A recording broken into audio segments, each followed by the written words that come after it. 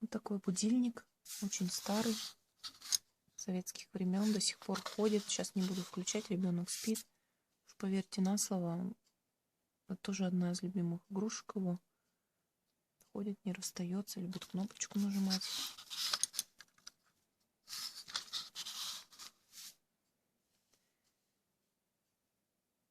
Made in USSR.